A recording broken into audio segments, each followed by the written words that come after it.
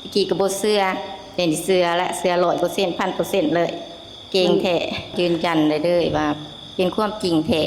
มาลองด้วยตัวเองไปบ่ทันมานี่คือขน้อยเป็นครั้งแรกมาครั้งแรกเลย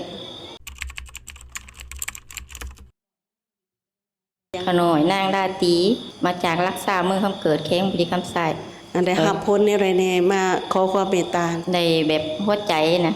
แต่กี้หัวใจเขาหน่อยมันเต้นแบบแห้งคือสิออกมานอกลักษณะนี้โอ้หัวใจเต้นอยู่คือสิออกมานอกโดยจนเสือสะเนื้อลักษณะนี้แต่มันนิ่งมันติดนะอ๋อนิ่งทันทีทันใดโดยและความสุขในหัวใจเห็นบ่แตกต่างขึ้นโดยมันเป็นอะไรมันเงียบแบบเงียบแล้วมันมีความสบายนะมันแบบมันสบายมันบ่ตะกี้มันคือว่ามันติดมันอุกลักษณะนี้นี่มันสบายมันเงียบแล้วมันสบายพ้นอื่นๆเด้แบบลมหายใจก็ลมสะดวกตะกี้หายใจดึงแห้งๆแต่ขานี้นี่มันดึงเดี๋ยวมันจะขึ้นเบิดนะตอนนี้หายใจได้เห็นว่ามันแตกต่างกับแต่ก่อนหน่อยนี่หลาย100%เลยหายใจมันง่ายตะกี้หัวใจดึงก็บ่ขึ้นลมหายใจก็เห็นว่าขาดกัน100%โดยแตกต่าง100%หัวใจแตกต่างกันหลายปานใดหัวใจเต้นแห้งดีนี่ตั้งจับไม้นี่จะเต้นนี่อยู่ซื่อๆนี่บ่เต้นเห็นผลชัดเจนทันทีแตกต่างกันหลายปานใดก่อนกับหลังประเมินเองโดยเลย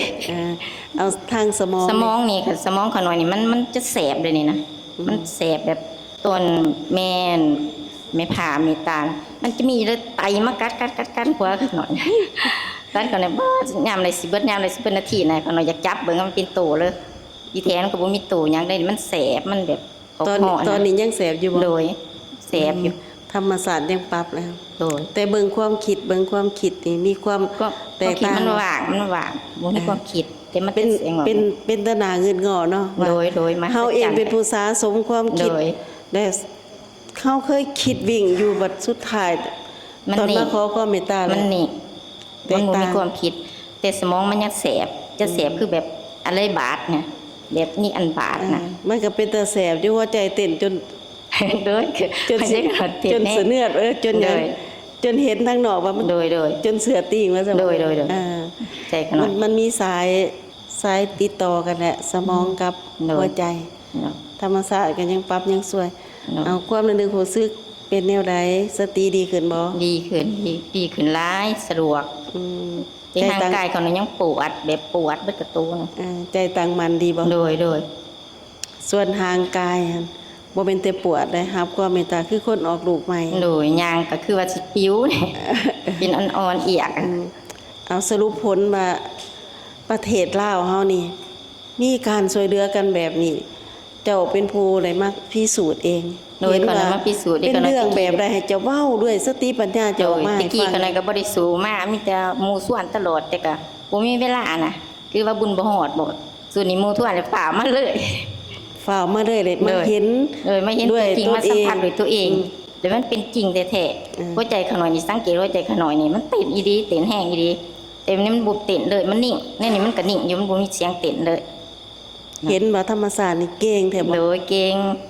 สวยเฮาไรแท้บ่โดยสวยไรแท้ยืนยันได้ใครบ่ลองต้องมาลองคือขน้อยตอนนั้นมาลองด้วยตัวเองแหละตะกี้ก็บ่เชื่อเดี๋ยวนี้เชื่อและเชื่อ100% 1,000% เลยเก่งแท้มันก็เป็นตะเรื่องบ่เชื่อแหละเลยแต่แม่พาเองก็ยังบ่คิดว่าสิช่วยพี่น้องบ้านเมืองได้ดอก20กว่าปีแม่พาก็ถึงธรรมศาสตร์แม่พาปั๊บแม่พาเป็นคนใหม่จังออกจากบ้านจังมาสร้างศูนย์จังไปช่วยพุ่นช่วยพี่แต่บ่ได้เอามาช่วยพี่น้องบ้านเมืองนะบ่ได้เอาพระเจ้าของ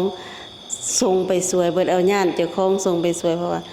มันบ่คือเนาะเฮาเป็นผู้หญิงนะบาดนี้จักไผสิเสือเนาะแต่ว่าใกล้สิตายเด้ก็ได้ก็ช่วยกันนั่นแหละโดยคันช่วยไล่ก็คือว่า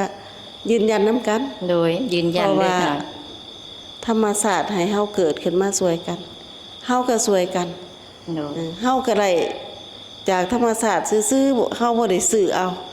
เฮาช่วยกันก็ช่วยกันซื่อๆโดยบ่ได้มีเรื่องสิไปคิดอันอื่นคันเห็นผลได้ก็เป็นบุญนํกันโดยก็ขอยืนยันความจริงโดยให้แก่พี่น้องบ้านเมืองชาวลาวชาวโลก